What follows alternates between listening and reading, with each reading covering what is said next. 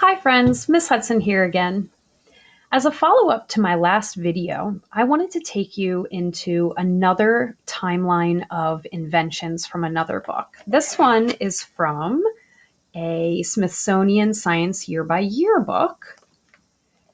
And we can see a lot of the same inventions that we saw in our last book, things like fire and stone tools. We see wooden spears are here, and you can see this great stone arrowhead to go with the invention of the bow and arrow.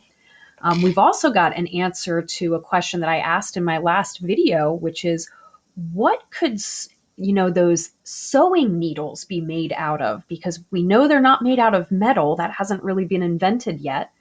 But if you zoom in right here, you can see that the resource that was used to make sewing needles for prehistoric humans, the material used was bone needles. So they were able to sharpen pieces of bone and drill a little hole in one end, and that allowed them to sew their clothing. Another cool invention that uses that important resource of wood is here at the bottom, and that is a canoe that is dug out of a long log. So now if we think about water as a resource because we need it to drink, yes, but water is also going to give us some ideas for transportation. That if we have a canoe, now we can use water to travel very quickly.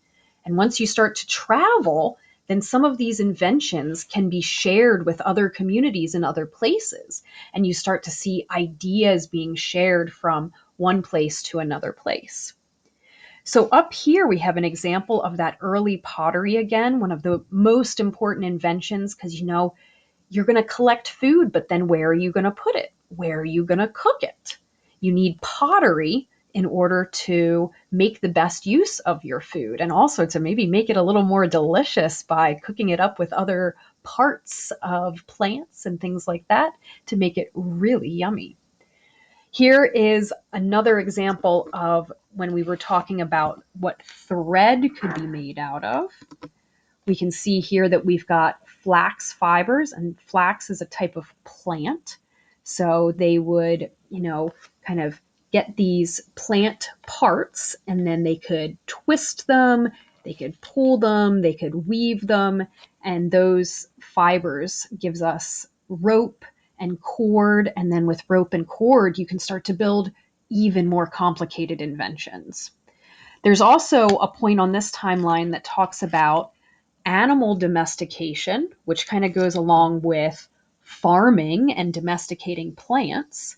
Once you start to have plants that are growing in regular places and animals that are staying in one place where you can get to them, then you can do things like get wool from a sheep, or start to make some very special kinds of foods using the plants that you always grow in the same place. So, to review, all of these inventions are a product of human engineering, and they are all doing something, right? They're all doing something for us. They're solving a problem. What problem does fire solve? Fire solves the problem of being cold. How about stone tools? Oh, well, now you can cut something that you couldn't cut before. How about bow and arrow? It helps you go hunting.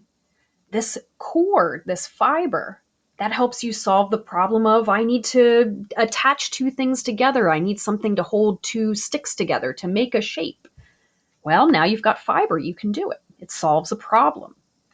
So all of these engineered human inventions were created by people, and people who engineer are called engineers. They do engineering.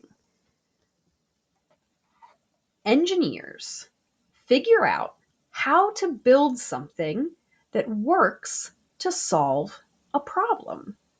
So if you've got a problem and you think about it and you build something and maybe it doesn't work, so you try again and then it works and it solves the problem, well, then you're an engineer. If If you build something that works to solve a problem and you had to figure it out, then you might be an engineer.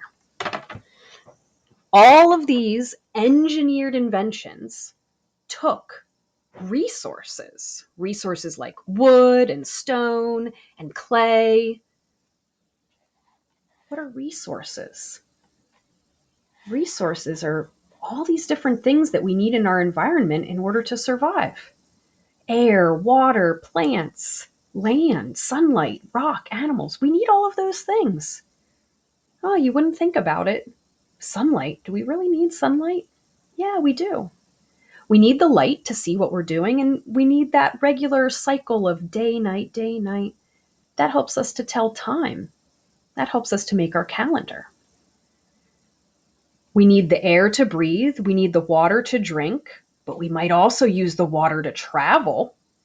We need plants for food, but that resource of wood, wow, we can do so much with that. We still do. Even this table underneath my book is made of wood. Even this paper is made of wood.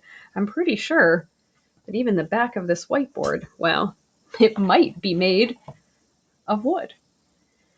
So, plants, land. When we talk about land, it could be a lot of things. It could be the clay that we dig out of the bank to make pottery. It might be the soil that we use for farming. It's also just part of the space. All of these things are part of the space that we need. We can't live in a tiny box. We need space to be able to find all of these resources. And what is a resource exactly? Yes, it's all of these things. But let's give it a definition. Let's say that resources are useful materials from nature. So anything that might be useful to humans for engineering or for survival, resources are useful materials from nature. All right. So resources, and we know what engineers do. Engineers figure out how to build something that works to solve a problem, and they use resources to make all of these cool inventions. And resources are useful materials from nature. All right, my friends, that has been your vocabulary review, and I will see you around the virtual neighborhood. Bye-bye.